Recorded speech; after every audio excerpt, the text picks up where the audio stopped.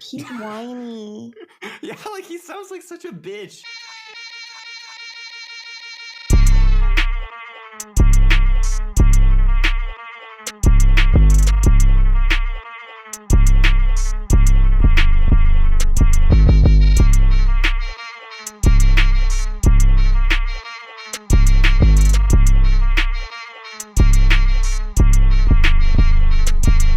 I hate it. So I've been told, not by anyone, from what I thought it was very funny that the very first video that I'm gonna put up with like Among advertising is called Pedophile Lottery. I was like, maybe I think it's a pretty funny title. I can't remember the bit we did, but I do remember it being hilarious. So I was like, yeah, this seems like a good appropriate title. If fits with our weird title thing, our weird title like streak here. Also, we have over 1,000 Spotify followers now. Really? Yeah. I still don't understand, like why would you follow someone on Spotify? Oh, just to like get instant, like when we drop something new, you get automatic update. It tells you like a little notification pops up and says like, is our Spotify still growing? Because during that period where we like stopped uploading YouTube videos, they like raped us in the algorithm. Yeah, they screwed us over in YouTube, but our Spotify is still growing. Cool. It is actually, let me see it now. It did like slow down for a minute there when we were a little inconsistent, but yeah. But I mean, we saw like we're gonna spam, like, plays. we've been building up a backlog now too. This is what we got to do. Is we've just got to like. So I dropped the Yap Chat episode yesterday, last night, and it has 200 listens, so it's like doing all right. And we have so we're doing pretty decently. Nice. Okay. But yeah, no, we're gonna be back in the saddle. Things calmed down a bit, so that was nice. And after consensus, I'm like very much chilling. I've been like running around helping plan this e-girl party. You want to talk about that, or how's that going? It's going pretty well.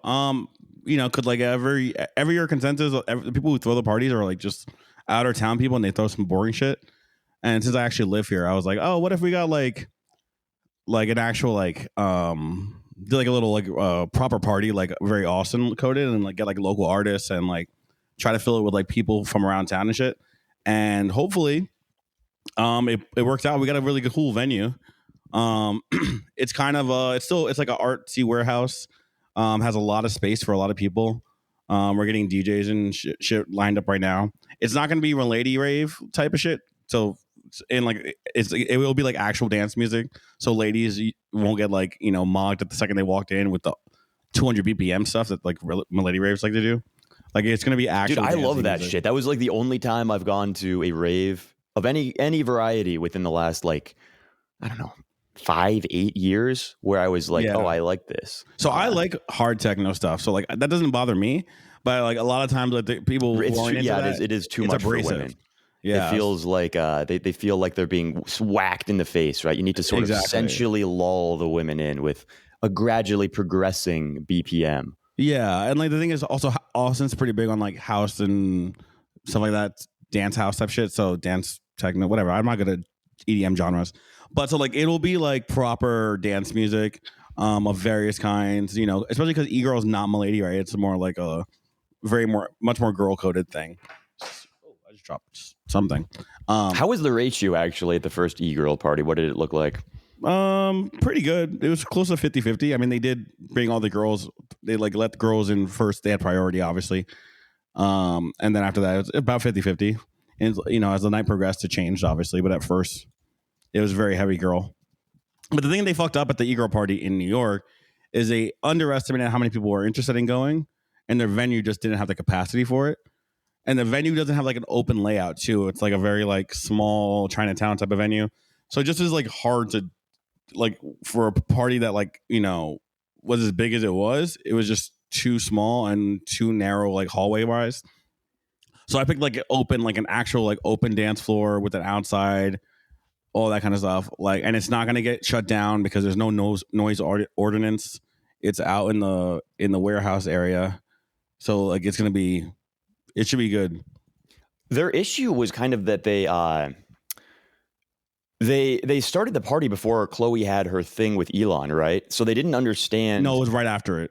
Oh yeah. They started planning the party before that. Yes. Yeah. So they didn't understand that they were going to get this massive boost in publicity, and then they did. And they were like, it appears that maybe Elon Musk is going to bring to us more than 240 guests in attendance. Yeah, like there was 250 people at the party said starting at 10. At 10 p.m. on the dot, there were 250 people outside already. So that was not like, yeah, they just did not think it through. But it's okay. This time, I mean, this venue can hold easily 500 people. And it's a late party, so like the way I planned it, or me and my friend Pete planned it, it's gonna be like an after party, so like around 10 p.m. till 4, that kind of thing. So it should be okay. People should be done with their like official obligations. It'll probably be better than whatever the final party is, because those usually get packed out and usually suck anyway. So once people get to like whatever last consensus event they're going to go to, they're like, this place sucks. Then they come to us, and then it'll be better. That's good. Yeah. You're taking the position that you always like to have, which is you're the final one. You're the last in the night. You're the one saying, yes. We have to keep going. The night must go on, right? Exactly. That is my goal. This is your specific role in life too. You're always the guy. You're always the guy at 7 a.m. saying, I think we can do another bar. I think we can do another bar. And everyone's like, we can do one more. The bars have been closed for the last 5 hours. And you're like, well, I got a guy. Yeah. You're like, I know a guy. Don't worry. Yeah. So that'll be my position here in Austin. I have not only picked an event that's going to go after hours, I also likely will be up afterwards, and we'll know a guy. So, so hopefully, and we got the squad, like there's a lot of people from crypto in Texas that people do not realize. So we were putting all our brains together. So it should be fun. Yeah, Texas is a big haven. I kind of like having this. I kind of like having my screen here in the background, so I can just pull up the Mog video, and we can have. Yeah, that is nice. Actually. Oh my God, can you hear that? I cannot hear it now. Okay, I'm gonna mute it because I can hear it, and that shit is real loud. Actually, you know what? This is kind of a nice little touch here. Yeah, it fits in well with our weird synthwave raccoon stuff. So. Yeah, I mean, it's giving me a little bit of. It's crazy. I just asked them to give me a video to put in front of the videos. I wish they gave me this. Well, so the issue is that they have a video guy. He cooks pretty hard, but it takes a while. It takes a while for a non-professional media outlet to put something together like this. Yeah, I'm looking at this now, and I'm starting to learn more and more about video editing from our own media guy. Oh, this is complicated, right? And there's a lot going on here, right? This is not one of those cap cut shitter videos that you knock together on your iPhone, where you just you slap in 30 different photo assets and you kind of pan and tilt between them all. There are some serious plugins going on. I might steal this as part of it, at least a 10, 15 second bit of it to put in front of the so the way I have it now, I have a 5 to 10 second little clip thing for Mog that I'm going to put in front of likely this video and the one prior to this one. That's sponsored by or powered by whatever. But going forward, I might just steal theirs, and because this looks cooler. Yeah, they've got some other one. They've got another really funny one. Did you ever see the Trump one that they did? I wish that I could share the audio with you too over it, because it's so much funnier with the audio. And I'm going to go here and I'm going to search for their media, and I'm not going to find anything other than the emoji. I'm looking for a video. Fucking cat emoji. Right. It's going to be 6 million of these cat emoji things. And this is another thing that's kind of fun about MogCoin is there's a whole cat coin, meme coin meta going on right now. Yeah. But nobody they don't understand that Mog is the original cat coin, right? Yes. They're all what about Mew on base? And it's they somehow missed that the Joy Cat coin is the OG cat coin. So you have all these people putting together, and it's weird, meme. This sounds bizarre. If you're not in crypto and you hear somebody talking about the cat coin thesis, you're just okay, what is this serious, man? Grow the fuck up. And I hear you, I understand you. However, it is likely one of those things that's going to make money, right? Oh, for sure. I mean, Popcat's doing great. It's the first coin that it's like leading. Mew is doing great. Right Popcat's doing great. I mean, during the period when those are doing, like Mog was also like pumping. Mog I think Popcat's at like 60 cents now. I think Mog is the coin. Is Popcat really at 60 cents? Yeah, that's one of those coins that I owned when it was like 0.00000. Like I bought within like the first 3 days of Popcat, and I sold for like a 3x, and I was like, wow, I'm a genius. And now I'm like looking back at my sales, like it's like the target has been raised for, like, people were like, oh, this could be like a whiff 2.0, right? And if that's the case, it can go to like $8-9 or something stupid like that. That is so bad. I mean, it's great for everyone invested in it. It's so bad for my mental health because I bought back into it during this past like downturn. Because it went down to like 10 cents, and I was like, oh, easy peasy. Let's do it. A lot of it is that I was buying this stuff during effectively like, not like the bear, but like when we were, like nobody was really convinced yet that we were fully in a bull market. So like our market cap targets were like, you know, if people were saying like it's going to go to 100 million, they were like, holy shit, that's insane, right? And now it's like 100 million is nothing, right? Nothing, yeah. So we've like, the bar has been super raised across the board. Yeah, now we're thinking like, oh, this is Doge 2.0. Like Whiff is probably like Solana Doge. So they're like, oh, you know, maybe it goes to like 50 bill or something. God, it's so rough. Was it this one? Ooh, that's cool. One. Oh, that's the one I'm stealing. It's just because the branding's stronger. Yeah, they got good stuff. They got their media guy. And this is what I'm realizing now, because we've got Mitch for our media stuff, right? Like we've got Mitch doing stuff for Ox. We're gradually building out. We're getting him a team of Clipper guys, technical guys and stuff. He's basically going technical director mode. And we are, you know, like he knows how to do all this stuff, but it's very unproductive to have him handling all of the day-to-day minutia.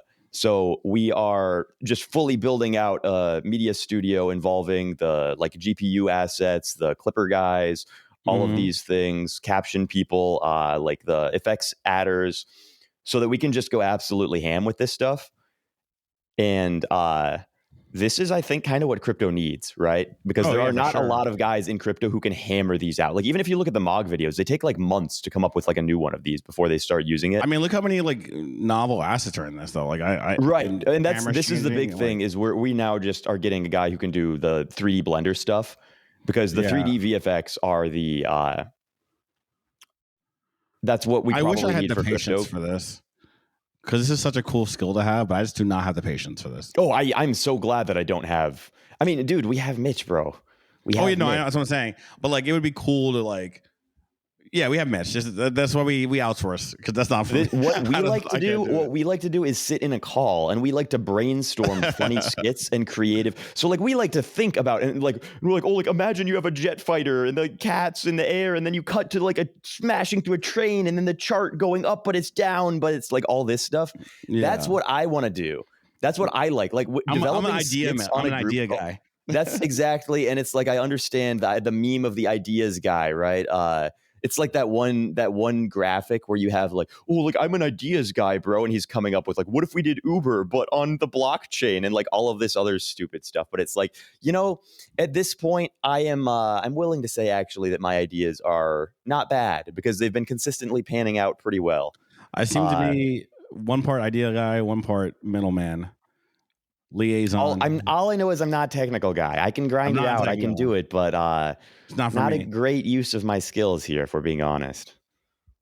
Yeah, I'm trying to lean more into the middleman. No, what do they call it? No, sorry, broker. That's where I like to sit too.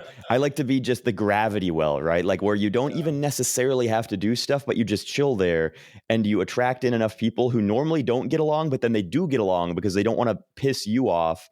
And they realize, oh, I like working with this other group of people who I normally would hate, because like, you know, like this was my issue when I first came to Twitter was all these people would get like, oh, Lucas, like you like talking to this other group of people. I hate them. Like you can't be trusted because you're associating with this other group of people, this other group chat that's evil and bad. Right. And now they're realizing, oh, like you actually can't create any sort of large business or corporation without like a different type of person, right? You can't have all exclusively the same guy and expect it to work out, you know? It's concentric circles. You dominate a small niche and you grow out. Yeah. With like someone surrounding it. An island composed of 10,000 of me would never work, right? Like it would be a total fail destination. Nobody would go there to have their weddings. They would starve within like 6 weeks. It just wouldn't work. But if you have like an island composed of everyone that I talk to, it would become like a world superpower within 6 months. And it would learn how to create nuclear fission.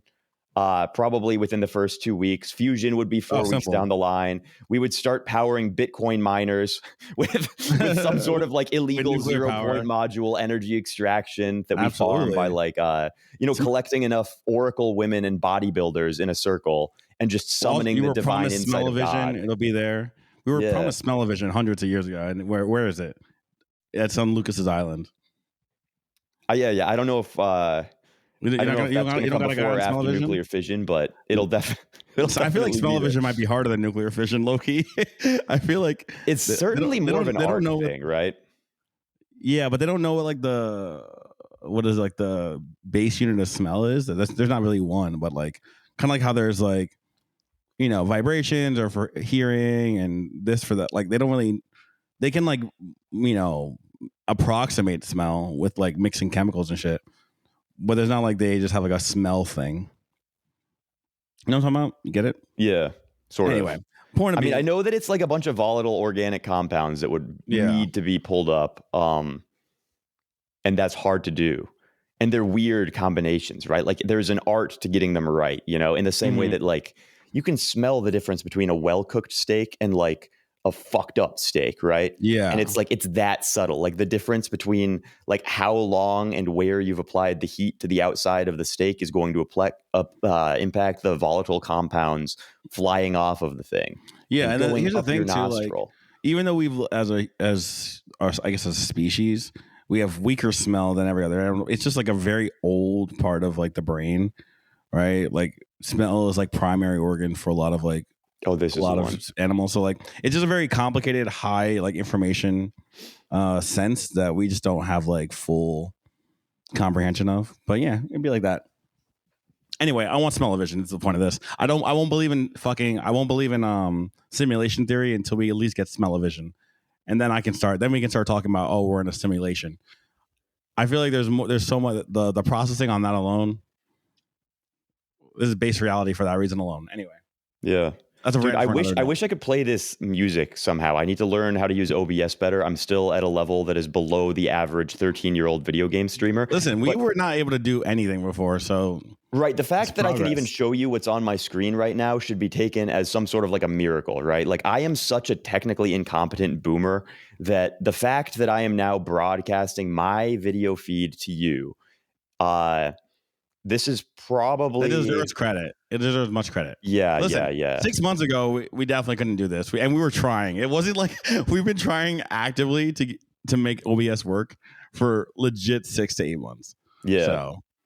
And we got... so this video, dude, when Bitcoin broke 50K, and I was like turbo long, and I had told everybody, I am so fucking turbo long right now, when we were at like 48, and we just kept crushing every level. I was awake for like probably 3 days, just bombing stimulants, longing the piss out of every red candle, just blasting this specific video and the sound in the background. So it's now like I can hear this 48-second clip background music, and it will evoke such like a dopamine response in me. Like, how if you there's certain like rave songs that if you hear now, it like makes the fuzzies from like Molly like reappear.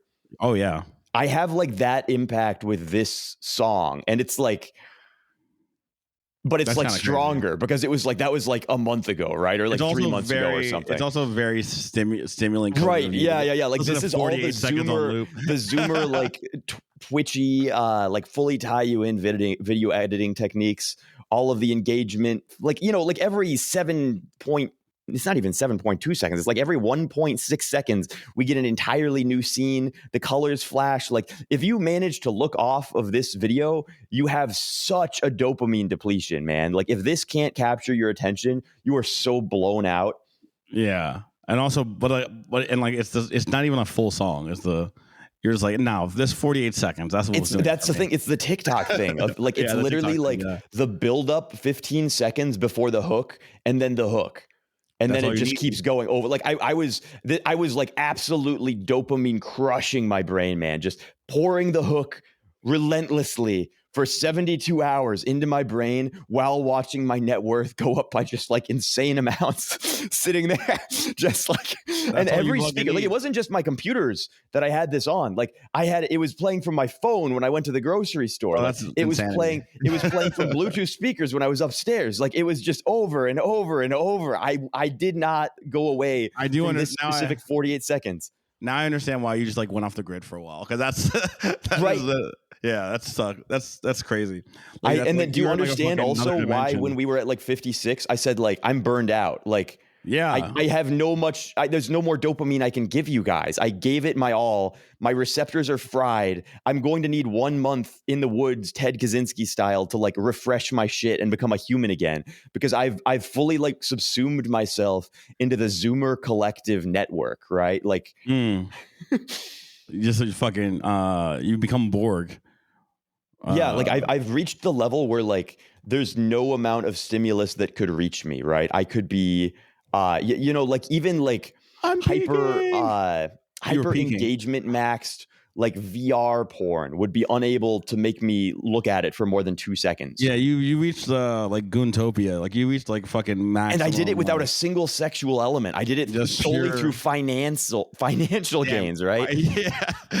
You went to the Goon Cave of financial blossoming. That's powerful. Like I made so much money in that 3-day period that it was like coming constantly, right? Like, you know, when Arnold Schwarzenegger was talking about what was the movie? Pumping Iron, right? He talked about how I'm so happy because I feel like I'm coming all the time because that's what having a pump is like, right? That's what having a bicep pump is like. That's what having a Bitcoin pump is like. And this is my Jewish version of that.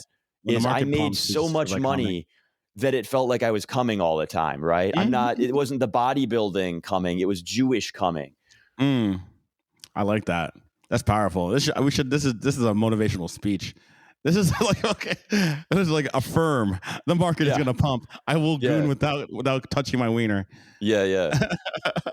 I unfortunately, speaking of the market pumping, me and Mitch are doing like a trading competition for another show, and I hilariously, the very first thing that I did, what did you do? Was I shorted Solana on this pump, and then we came down to I don't know, it was probably like instantly went back plus 10%. Yeah.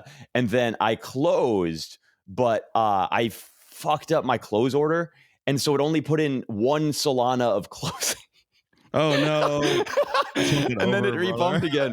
Yeah, so now we're up here. Shorting the bottom of Solana. Listen, shorting Solana in a bull market. I didn't short the bottom, bro. Check the screen. I perfectly shorted the top of the pump, and then I shorted it heavy enough that I would have made like 10% on the account. But then it pumped again. But I do think that we have to probably come down to 130. So I'll probably close out with only like negative 300 or something. No shorting in a bull market. No, that's the thing, man. We're doing a trading competition, and I'm not like Kyle and Sue are trading, and it's fun because they're picking different sectors to long, but like there's no thesis right now. I have no thesis right now. We're in giga chop mode. And so like Mitch was like, I'm going to long. And I was like, fuck, I'm just going to short because it's not interesting if I compete against him and I just do the same thing that he does, but like more or less, right? Like if he's long and I'm like, oh, well, I'm less confident, so I'm going to long less. Everyone's like, that's boring. Cringe. It sucks. So I've got a short. And it's fine because like I don't really have like a directional thesis at this point, man. Like I think honestly, if we're going to look at what Bitcoin does here, I'll pull up the fucking chart a little bit. You don't have a directional thesis? Thesis is up, brother. I mean, thesis is up. Thesis is up on the year, but it's like I could very easily see us getting back down to 53K or something like that. I personally hit that Heiken-Ashi on the high time frame. That's all you need. I can't even go back far enough to see what level we're on. I mean, we obviously bounced off the 56-ish level there. But like, this is the other thing. How many times do we have a massive sell-off move like that and we V-recover without coming back down to eventually revisit the bottom of the low? Pretty often. What do you mean? Did you see a single? I mean, you mean like on a very short term? All right, sure. Yeah. Like there's usually some kind of retrace back to the level. Yeah.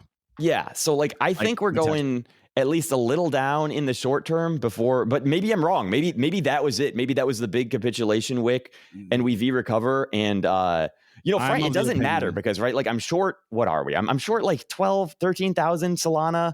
I longed a bit of Bitcoin. I tried to long more Bitcoin, but I couldn't long more Bitcoin because my orders didn't hit on that one. Wait, really? Unfortunately. Is Bitcoin pumping like that? Bitcoin's not super pumping. I mean, this is mostly a Solana Bitcoin pump. Like if you look at, let's see. Yeah. Solana Bitcoin we're going to become a trading show. We're going to become a trading show now that I know how to. Now you know how to chart? Oh, no. Now that I know how to pull charts up. I don't know how to chart. I don't know what the fuck I'm doing. But yeah, I looked at, this is some pretty fucking goofy green shit we got going on the 1 hour, man. And you're trying to, doing any shorting in this area is dastardly, but I respect your commitment to the bit. I'm not necessarily in on shorting as much as like I wanted to pair trade. I like the way that I had it sized, I was going to have an equal Bitcoin long to my Solana short. Which still would have lost money. Well, actually, no, it wouldn't have because I did it like right fucking here-ish. And this is a strong level in here. I could see us going back down, here, somewhere in there. Anyway, though, the important thing is we got to do it for the bit, man. We got to do it for the bit. I don't care if I fucking lose. It's like it's $500, right? Like how much spot Solana do I have? It's certainly more. It's certainly more than $12,000. So I'm not super worried if I blow my ass out on this account because we'll just refund it and then we'll go back and now we are mirroring this shit. I'm showing everyone that's stressful. Yeah. Oh, actually, the mirror is good though because you can actually see the little podcast thing correctly. Oh no! Yeah. Oh, I can see yours in the like behind my head. Oh yeah. If you move, it's funny that you put it so it's covered by your head. Literally, I didn't mean other. Okay. I thought it was bigger. It looks bigger in real life. That's what I have to say when I send girls with my dick as well. It looks much bigger in real life, so I can't. I thought it was more than applicable, but this I don't know, 15 feet. From end to end. But it's like, here, do we really want to be promoting ourselves or do we want to be promoting our loving sponsor? Because how much money have we gave ourselves from this podcast? Not a lot. Not a lot. How much money did Mog give us? More. Much more. Certainly more than we've given ourselves, right? So we've yet to even buy the new computer. We've been talking about the new computer for a year. Well, what we did buy was the top of Ethereum. That is true. We did buy the gigatop of Ethereum. Speaking of the all-time top of Ethereum, as it rockets with increasing velocity to $0 It's fair market trading value, the fair market price of Ethereum. It would be hilarious if that is literally the all-time of Ethereum for the rest of like eternity. Bro, did you hear Suzu on the podcast when he was talking about like he said like, yeah, I mean, the thing with the markets right now, like I closed my Sol longs, I closed my Bitcoin longs. I'm still long Ethereum, right? You've got to be long Ethereum right now, but you've got to be long Ethereum knowing that it's going to go down. And I was like, oh no. He's so fucking funny because he's the most bullish man in existence, but like somehow he will even his bulltardism can be like, it's a horseshoe where when you're so bullish, you can actually become the world's greatest bear. Yeah. Saying something like you have to be long, even knowing that it's going down. Like, is that the world's most bullish statement or the world's most bearish statement? I literally don't know. I can't tell. The thing about Ethereum, and I feel like this has always been like my idea about its price, is that as more L2s are created, especially when it makes it like base and things that people actually want to use, like, what is the incentive for each mainnet to pump? You know what I'm saying? Like, I think the incentive is that like Ethereum, even on these L2s, is still the native token. It is, yeah, but I think does it affect the overall market cap of Ethereum? I don't know. I don't know. Like, this is the only thing where in crypto, usually what happens is you'll have like, like the smart Solana guys all kind of agree with each other, right? Like if you look at 0x Mert, all of these, like all their Solana core devs, it's very, very rare that they argue with each other. Ethereum, though, it's so weird because I see all these guys who are really smart and they come on and they say the most confident thing in the world, all this technical shit. They back it up with like infinite resources. And I'm like, oh, okay. Like he's smart. He said stuff that is, he linked sources. I'm not going to click the links, but he did it at least. That shows a high degree of confidence. And then another guy who's like equally as smart comes in and says, no, dude, you're a fucking retard. Here's my links. And I'm like, oh, no. And then a third guy comes in and says, both of you are way more retarded than I am. Here's what's really going on. And it's just like, this is impossible for me to grasp because I don't know enough about the technicals behind any of this stuff to understand who could be right. And they all say totally different things in the sense of like, oh, this is good because it pumps the value of the Ether token. Or, oh, this is bad because it pumps the value of the Ether token. Or, oh, this is good because it increases centralization, but we're all going to go broke, right? And you're like, I don't know. I don't know what to think, right? And this is why I'm in the position right now of just like, I'm just holding my Ether because I don't, and you're also like, I don't know. I mean, my thesis is a lot like what Sue's is in that it's where everybody goes after they have moved money into crypto and like Bitcoin is done pump. Like at some point it has to be an Ether pump. And we've learned by now, you know, every time before the market has a dump, Ether pumps. The Ethereum Bitcoin ratio always pumps. There's going to be a time where that happens and the market doesn't dump, or even the Ethereum goes up in dollar value as it dumps, right? I vaguely remember last cycle ETH dragging behind everyone, and then it just went crazy. No, it was like last cycle, the exact same thing happened. Everyone was sitting here making fun of ETH, calling it the worst thing ever. Yeah. And then it just ripped face, right? Like there was a period where you blinked and ETH went from like 900 to like 4,800. Yeah, I do remember this actually. So yeah, I mean, I'm going to have to keep it, right? You know, like whatever. Also, like as like more of these airdrops happen, like, you know, as Friendtech is allegedly today, Grass is happening. As more of those bigger ones happen that people have been anticipating, you want it on ETH, right? Because you know your value is going to be like ETH is going to be around bear market, bull market, doesn't really matter. Like Solana is dead during the bear market. Like people are using ETH in the bear market still. So like people feel fairly confident about keeping their money on that chain and that the protocols are still going to work. So I'm largely, I mean, like long-term bullish, but I mean, ETH is like the only chain that people actually trust if we're being serious, right? Like, yeah, for the people will move fairly decent amounts of, they will move fairly decent amounts of money on, Jesus, my alarm went off for my marketing meeting that I hope was changed. Let me check that real quick, actually. But like they'll move fairly large amounts of money on Solana, but like if you look where all the big boys are custodying their funds, like it's Bitcoin or it's ETH, you know, like nobody has like 90% of their net worth on Solana if they're worth like 50 million. Yeah, very true. Yeah, and people are willing because to put like millions the shit of can dollars on the shit can just break, bro. Like Ethereum sucks and I hate it, but like the more that I go off and the more that I venture off into other chains, the more that I am forced to accept. I shit talk Ethereum all the time. The fees suck. It's an unusable piece of garbage. It does like 30 transactions per second or some like unusably low number. But it never once has broken on me. I've never once thought like I will just be trapped, right? It's always like if I want to spend more money, I can make it work. If I want to gas my transaction up higher, I can at least escape, right? Whereas on Solana, there have flat out been times where like I'm trying to sell, right? And it's like, and you're like, oh, well, I guess I just can't do this now. And then the price goes from one thing to like literally like 90% lower. And you're like, oh, now I can sell now that it's 90% lower. And when this happens to like a normie for the first time, like when your average like frat guy or like mom or someone who's trading on Solana experiences for the first time this thing where you're just like, oh, it doesn't work, you know? Yeah. It like rubs you on your entire understanding of crypto. Yes, very true. I mean, I think that's like kind of the, I mean, it's safety. It's the safety. It's the most like, I don't know if it's the most secure per se, but it's definitely the one that we have the most trust in for sure. Like people will put millions of dollars on ETH and not be worried that it won't be there tomorrow. Even if ETH goes down, like companies will keep their entire treasure in ETH, right? They'll keep, like they might split it between ETH and USDC or whatever the fuck for the sake of like hedging, but they're willing to put their entire treasury on Ethereum. And that speaks volumes. You'll never see a company that's pinned on basically any other chain.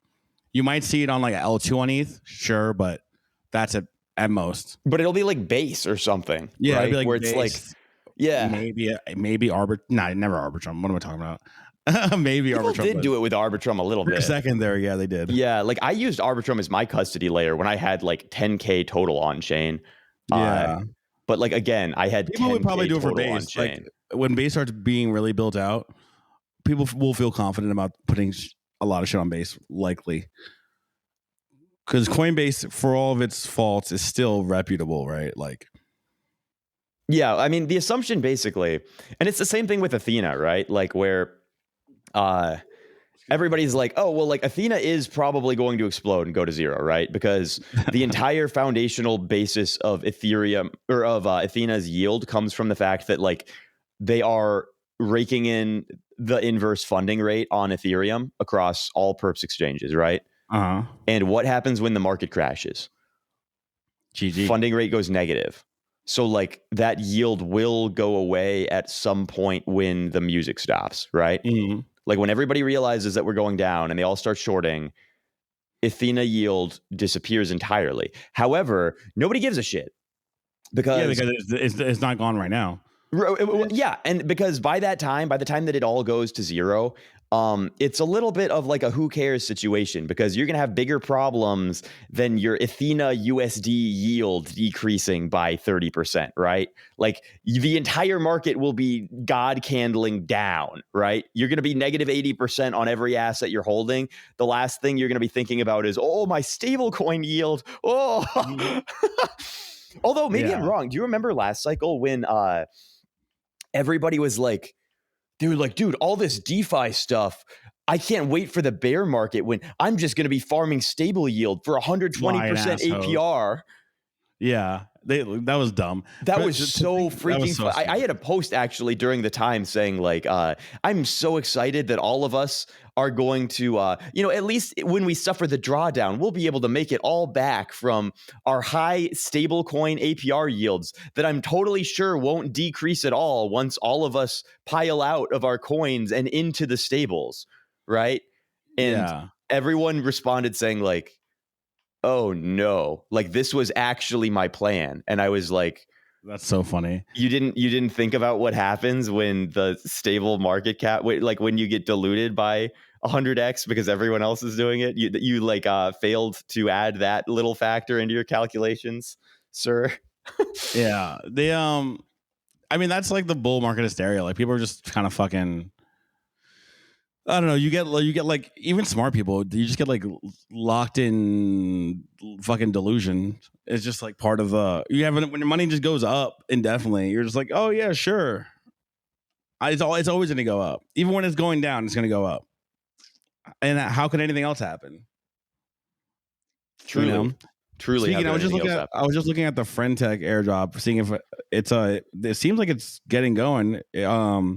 Oh wait, are we doing that? We're gonna make $10 billion on the Friendtech airdrop. Possibly. Well, you are at least. I have some money, but I'm not sure. Also, I think the podcast has some money. I don't know how many points it has. Like, it's so awesome. I mean, I have some. My one fuck up though, I will say, right now, look, I should have used my Friendtech money. At the time, I thought it was a genius because I made like a handful of Ethereum off of Friendtech, but I pulled it off the platform and I held it. And instead of reinvesting it in people's things and farming points, right? And once again, it's being proven that the farmers are the giga chads. The people who shipped like 200 Ethereum into Friendtech specifically to farm other people's points and stuff. I think those guys are unironically going to make like millions of dollars on this airdrop. Yeah, no, yeah, like Anson's about to make the fattest bag of his life off of this shit. Anson is going to get an actual 7-figure airdrop. It looks like the entire app is password thing, so I think they're doing some kind of update for the airdrop. So that's good. Yeah, they're doing something very. I mean, like again, Racer's not a dumb guy, right? Racer's a very smart guy, and everyone said, "Oh, well, the problem with Friendtech is that the bonding curve is too strong, right?" Like.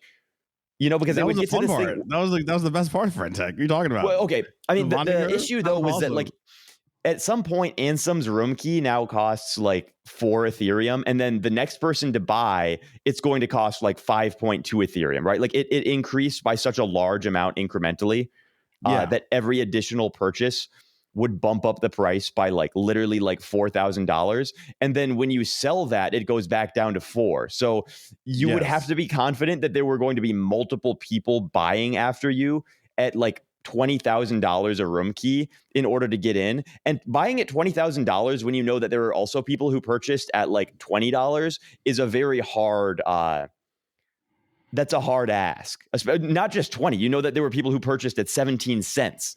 So right. And everyone gave that criticism, and it makes sense. However, their suggestion was, well, why doesn't Racer just change the bonding curve? It's so easy. You can't just fucking change the bonding curve, dude, because now all the people who have purchased at $20,000 a token are going to kill you. Because what if you simply bought earlier? What if you simply bought earlier? Have people considered this? I mean, yeah, it's like you can't rug your biggest users out of hundreds of millions of dollars and say like, I know that you bought it at this price, but I'm going to lower the price by 80% for everyone else. Don't change the bonding curve. Just be like, you buy earlier next time. That's the answer. Like, you know, he also built out for a given user base, and the user base expanded far past what he expected. Yes, exactly. So that's why the bonding curve was fucked up. Victim of their own success. Yeah, like he hit a home run, and he was basing all of his calculations off of a given user base, and he just far outpaced that. So he went too hard as a Giga Chad, and you know, it's rough. Listen, it was great for me. I mean, it's great for anyone really. You can farm. You were able to farm some good money off of that. But anyway, hopefully this airdrop lives up to the hype. I feel like it will, though. I feel like it might be one of them.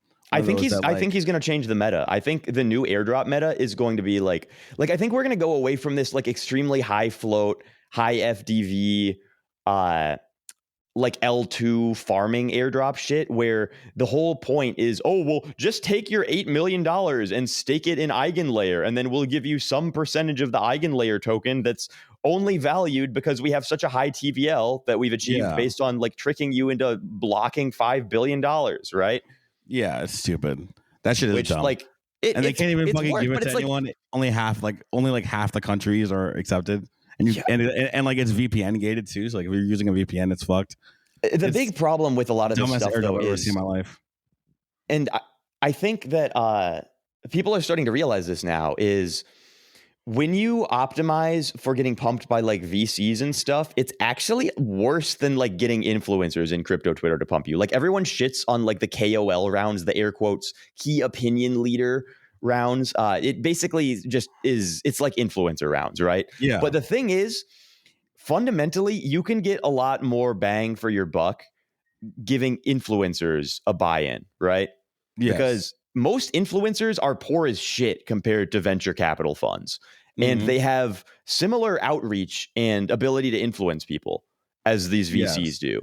So you can go and get like some poor ass influencer, right? Like you can go and get like the Lucas shill, and you don't have to pay them $100 million for it, right?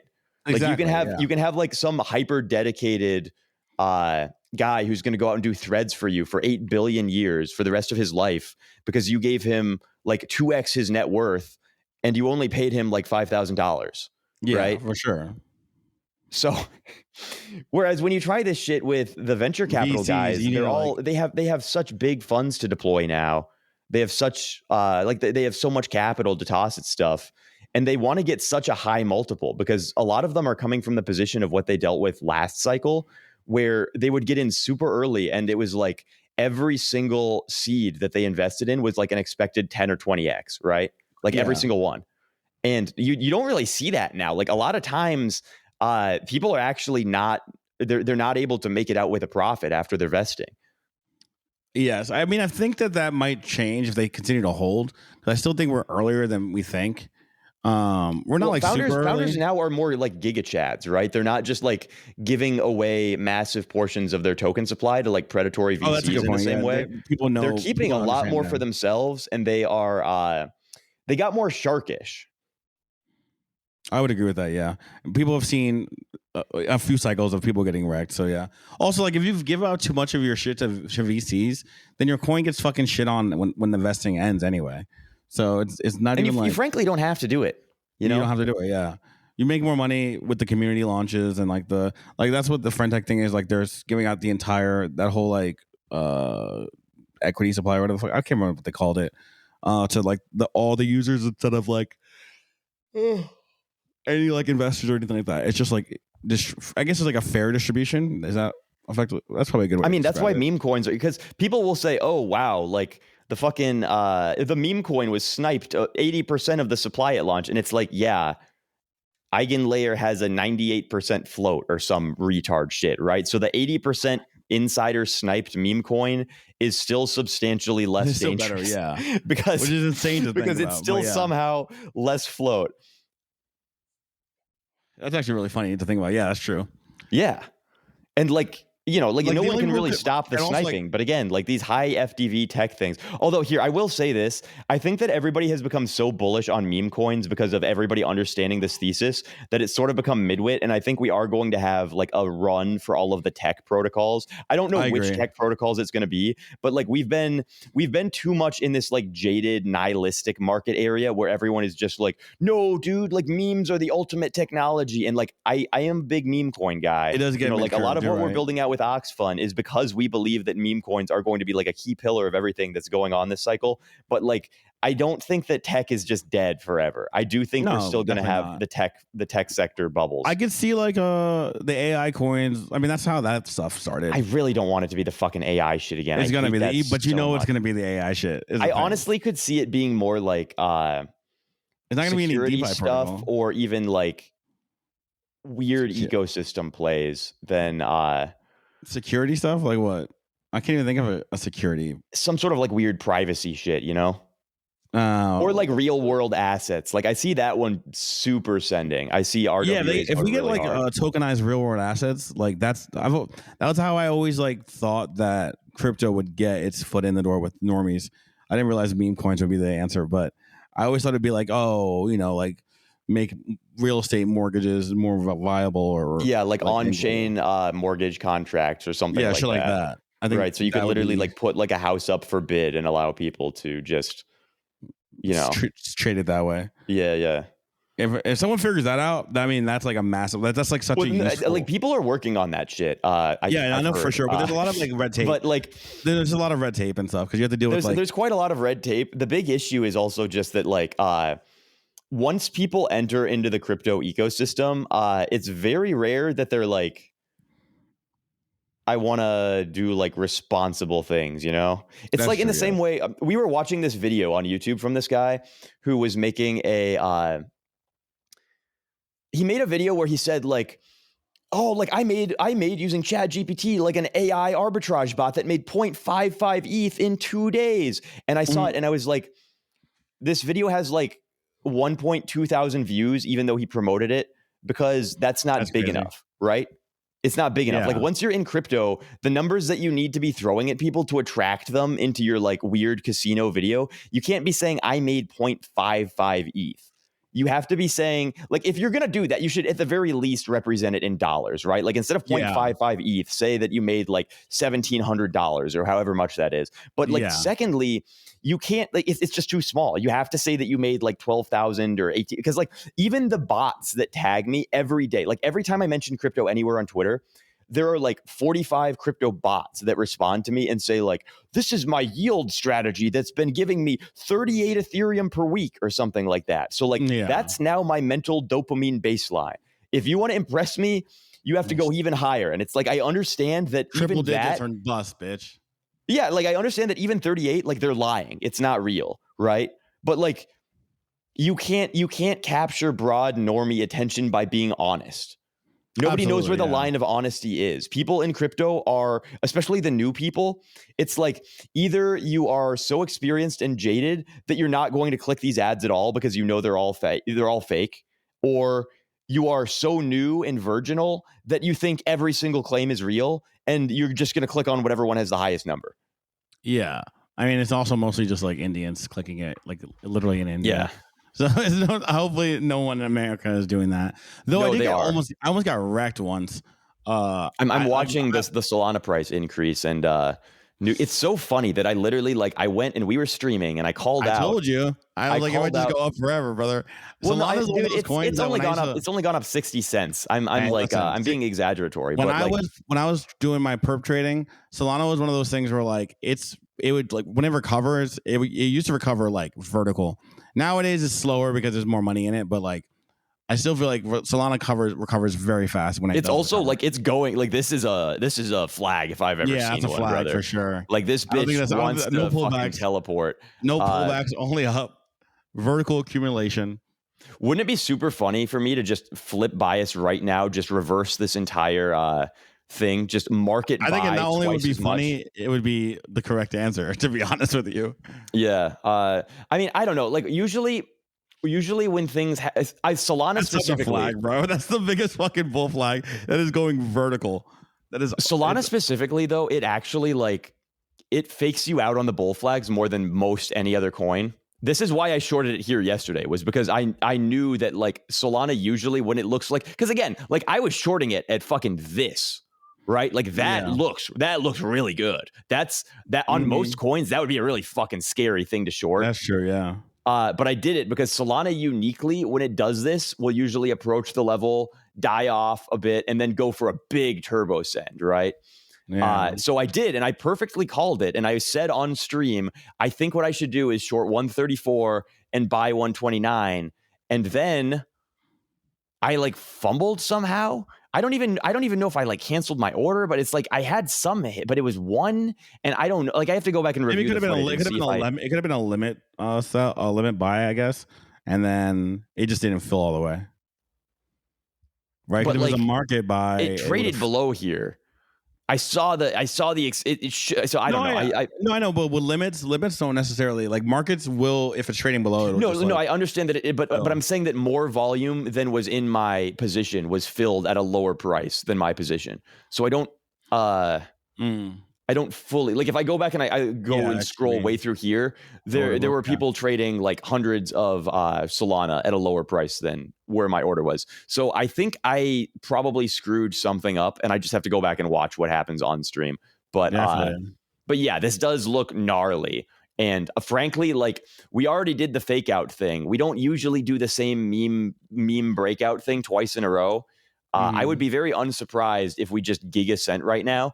And frankly, I think the smart thing to do would be to de-risk a little bit here. I'm not going to do that though, because tomorrow I'm going to record again. And what we're going to do is we're going to sit there and Mitch is going to say, haha, I am a genius. And I'm going to say, I am an idiot. I am the dumbest and worst trader of all time, which is good because that's good content. And it's also funny because it gives us the ability to do what I always do, which is say, you heard it here, folks. I called the play perfectly. I said, sell here, buy here. And then I failed to do that. And now I'm somehow down, despite the fact my position was $1 grand in the green for half a day. Right. Mm-hmm. I like it. For content, you got to do it for the bit. You got to do it for the bit, right? You gotta, and especially if you're doing, and I my content can't be that I am trading with enough money here, because it's I started with a 10K account. It's simply not big enough that people are going to be pulled in by the numbers I'm throwing around, right? You're doing the Gainsey method of clout farming, where Gainsey only posts his losses and not his wins. Yeah, I'm being hyper honest. This is the one thing that you get with Lucas, right? You're not going to get any sort of insane skill or talent, but you will get absolute honesty. And honesty. You know that it's honest, because if I was lying, just everything would be so much less bad all the time. You are showing your entire screen right now, so they can see that there's at least some level of truth to it. Yeah, maybe it's a demo account or something, and Sue and Kyle are helping me fake it so that I can... People used to do that.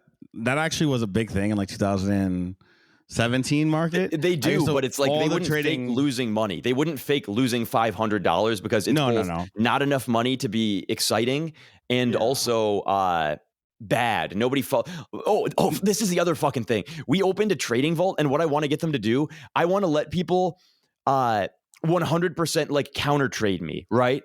Because this is the thing. It's dumb, but if you find someone who consistently loses money, you should be able to just 100% invert all their trades all the time. And it's better because then you cancel out each other's funding rates, right? So like, that's cool. That's true. Right. So like, it's Could perfect. If you just say, oh, Lucas is losing so much money, like I want people who want to bet against me to be able to just say like, yeah, like I will put money on Lucas being wrong. And I want them to be able to make money from that. It's genius.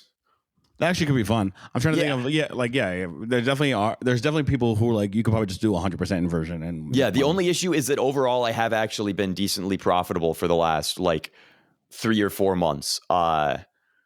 So I had a period of hyper profitability. I blew my ass out. I had a period of moderate profitability that went on for a very long time. And this is like my first like bad trade that I've made. And it's great because I did it like, again, super publicly. On the other show, thing that I could do, which is always nice, again, it guarantees your order gets filled. Right? Because they're always taking the other side of your order, right?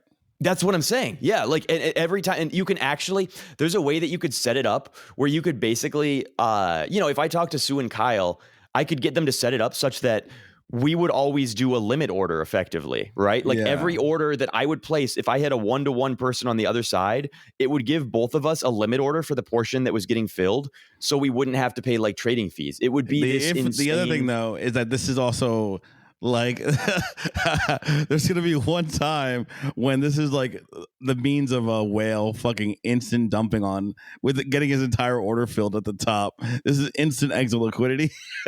Oh yeah. No, I mean anytime you give people the ability to automatically manage their funds by locking to you, there's going to be some way that you can fuck them, right? Like, oh yeah, like you're just gonna have some big dick who's gonna automatically lock to every small account and make infinite exit liquidity and just fucking massive like multi-million-dollar sell at the top. Yeah. I mean, when I was like killing the leaderboard on this thing, the thing that like really fucked me up was somebody locked a ton of money in my vault. That was like, it was like substantially more than the amount of money that I had.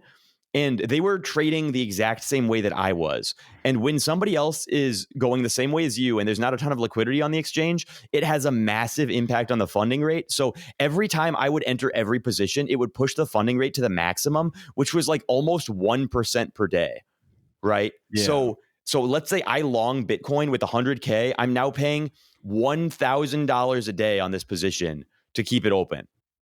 That's insane. It sucked. So I was like trying to figure out how to get these people out. You know, I was like, I raised my commission fee to like 50%.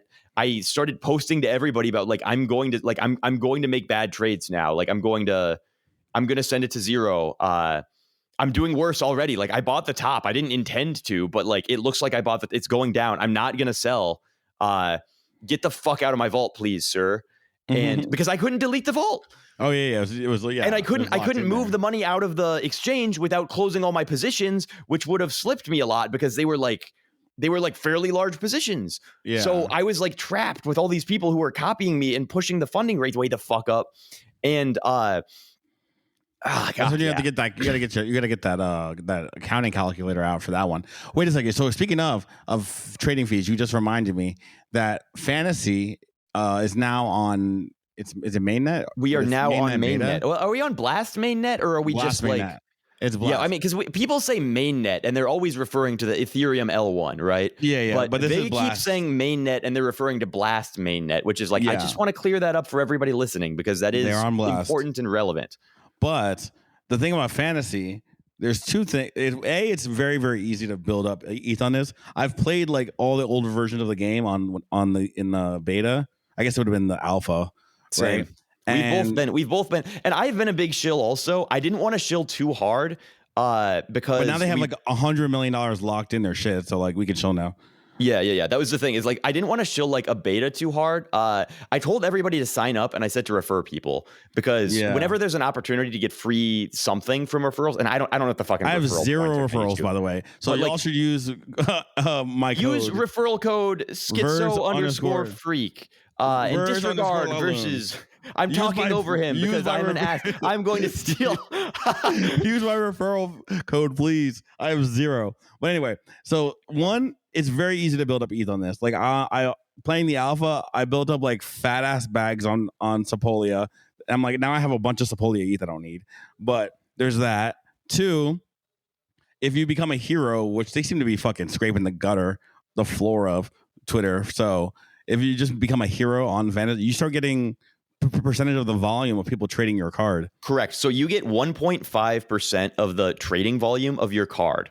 And after approximately like 10 hours of being live, I was at like 20 Ethereum of volume, which gives me like a 1K payout for my card, right? So it's like you're if you want to post hard, and this is the great thing about fantasy, right? So for those of you who don't know, fantasy is basically like it's a fantasy league, but for crypto Twitter posters. Yes, I understand that there's many of you out there saying that is the gayest thing I've ever heard, Lucas. You should kill yourself. However, the thing is, crypto Twitter is its own secluded niche community of people. They all know each other. They all like it's like a very insular thing that exists. There's a lot of money in it. There's a lot of people, like there's tons of money. I don't understand how, but like tons of money in it. Yeah. When I tweet about like coin shit for like 60 likes instead of doing like viral engagement baiting, my engagement literally goes down by like a factor of 20, but my ad revenue goes up by like a factor of 20. Like, interesting. It like will push you into a new tax bracket. I don't know what the fuck happened, but when I started posting about crypto Twitter, like my Twitter ad payouts became so substantial that they're just like covering my bills, utility, mortgage, food. That's why Anthem's fucking Twitter shit is like, he was posting fucking fat screenshots for his engagement. Yeah, dude's pulling in like 5 figures like a month or something now. He doesn't even post them anymore because it just makes people mad at him. Yeah. I mean, like he was. Anyway, all this is to say, crypto Twitter is a group of people where they have a few things, right? They have outsized desire to like fight. They have outsized belief that you should be able to say anything funny, regardless of how illegal or harmful it is. They have also outsized amounts of money relative to their real life experience, right? So you go on you go on crypto Twitter, you cultivate a following, and there are always going to be like insane ways to make money off of it. And now like before it was like you would have to do some sort of like a scumbag like agreement, and then you take the tokens and you dump on your followers. And now people are just saying like, okay, we're going to release a protocol where you are like your own fantasy player league. And if people believe that your posts are going to do well relative to the field of other crypto Twitter influencers, they can buy your card. And then if you do well and they're correct on that bet, they can play your card in tournaments, and that will make them money. Yeah. Which is like, you don't even have to be a scumbag now. You can just be a whore, right? Like you can just be a prostitute. And like I was already being a prostitute for like very low sums of money. And it's not based on your actual like count either. It's based on impressions relative to your account size. So there's like some. I don't know what it is actually, because I've talked to them. It's impressions based on like relative to it's engagement based on your account size. So like if you're I should actually go and trim everyone out who's like an inactive user on my shit. Effectively, like if you're a smaller account and you're getting outsized engagement, you go higher up the thing. Because I've been at the top of the leaderboards multiple times, and it's just because my account's not that big. It's big, but it's not like that big. So if I hit like a viral post that gets a few million impressions, that puts you at number one. I think they have a few different metrics that they use for it. Yeah, there's a few things. It's like a formula or whatever. It has different. But they also alternate it. That's the nice thing about them, is they go around and they change it so that like you're not. Yeah, it's just not locked on one person. Right. Yeah. Like they don't, because everyone has like different strategies, right? Like in one algorithm, it might favor someone who just, like let's say I wanted to post 50 times a day now because it's. Yeah, they're just rewarding flat out impressions. Then I could run that up. Everyone just starts spamming posts, replies, whatever. That's not great. But it might be for a week. And then maybe next week they change it to something else. And there's a lot of really fun ways that you can play with shit like this. But the important thing basically is that you can finally do something that I've wanted people to allow you to do forever, which is say, I want to be able to bet on who is a good poster, who is a good content creator, and who is going to outperform relative to the field, because I'm really fucking good at this. A lot of people are really good at this who are really bad at crypto, right? Like yes. I'm talking to you about like charts and crypto and shit, and I'm showing you everything on my screen right now. None of my like actually profitable trades have been because of I was like, oh, well, at the $134 support level, or like that doesn't make me money. It will like allow me to like kind of grind stuff up a little if I really super try hard it. But the ways that I always make money are when I say like, this community has something that is going to allow it to propagate, and it understands media and marketing well enough that it is going to grow, or this has like a unique energy to it that is going to be inspirational, and if I can connect them with this other group, they're going to make something beautiful that will send. Nobody else has this thesis because nobody else knows how to connect them with this other group, right? And that's something that your average person, I think, is a lot better at than speculating on charts and graphs and stuff. And it also allows women to come in and do this really well. And bringing women into any sphere is basically like an instant guaranteed, like huge exponential multiplier of the market cap, because you get a bunch of women in crypto Twitter and like the loser tech guys will just follow, and they will follow with their big ass FANG salaries and bags and shit. Yep. That's who pays your bills. It's the e-girls with their FANG salary simps. And I'm okay with that. Sometimes you gotta go where the money's at. But this being said, fantasy is probably like, of all the social fi ones, like like they all can make you a little bit of a bag. Like I feel like this is easier than Friendtech. I think Friendtech V2 is going to be very good. I don't want to I am in no ways getting down on this because Racer, again, very smart. I think he's going to set a new meta with the thing that he's doing of not allowing the VCs in and just saying it's a 100% community airdrop. I think that is going to I think that's basically going to change the way the airdrop token trades also. Like, I think he's going to redefine an airdrop fractal.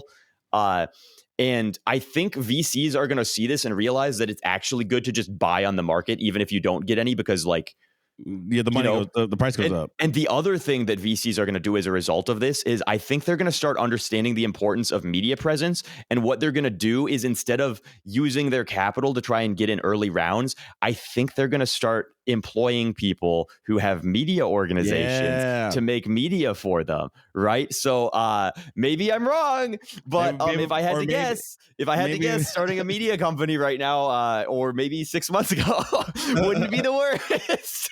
Yeah, maybe Verse and Lucas start shilling for a VC soon. You never know. Yeah, or just like anyone. I mean, we have the Raccoon Media Cabal at this point is it's growing. We're handling a lot of stuff, brother. We are handling a lot of stuff. We're also growing slowly but surely. We're starting to make with Mitch, dude, the stuff that we're scaling out for Oxfund is like it's going fast. We have a lot of employees now. Like, we have a high bandwidth.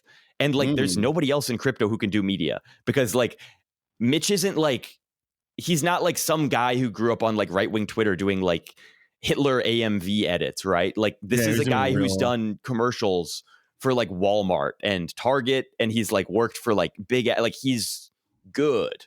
So who else in crypto is bringing this firepower? Like, look at the big names in crypto. It's like Bankless, like Laura Shin, like they're all like they're not like horrible people or something, but they're not bringing like big dick media firepower to the engine. These people don't have like 20-person, 500-person media engines. They don't have render engines.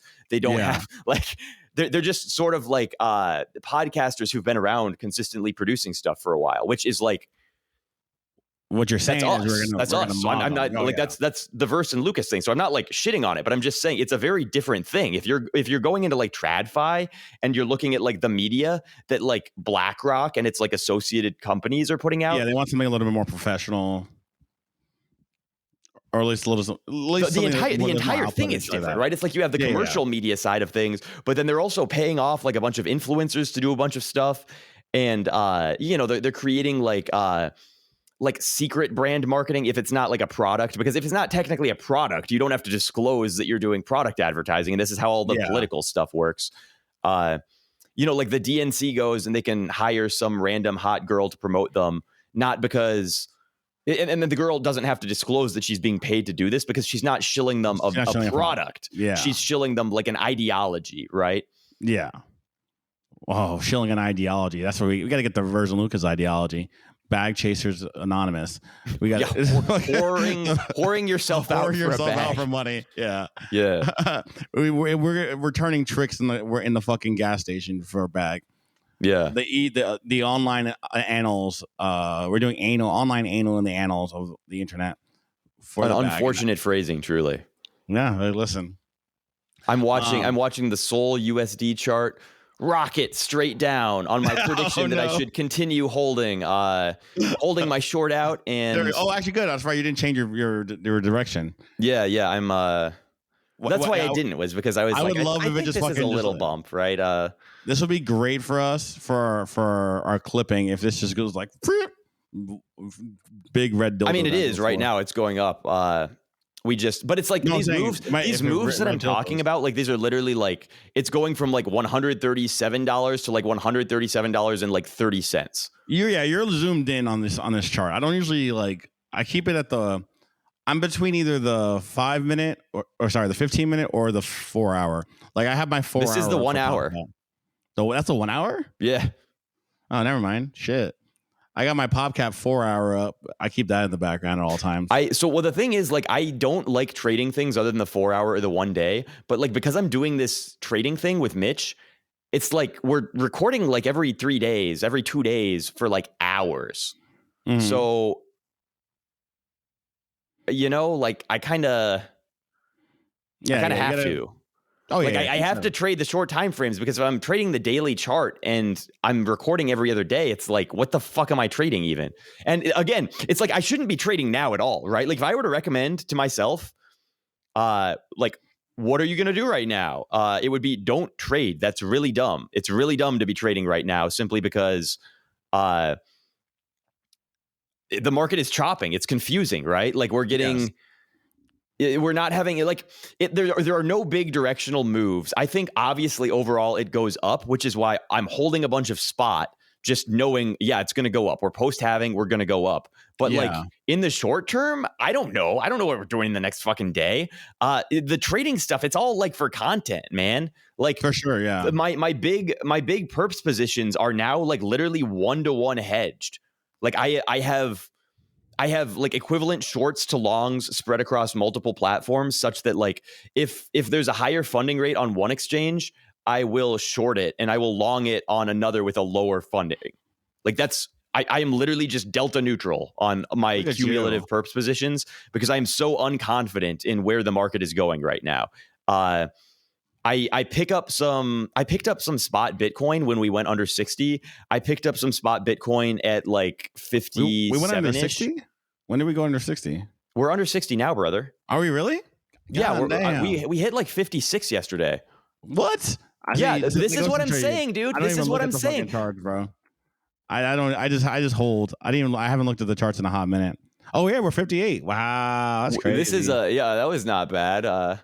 58. Look at I did this. I did this because I wanted to show somebody how to use an IOC order. So I have this funny like bottom tick arrow, but it's like I only purchased 0.0001 Bitcoin at that point, just to show Mitch how to use an IOC. Wait, what's an IOC? I think I grabbed a little. Oh, in case of.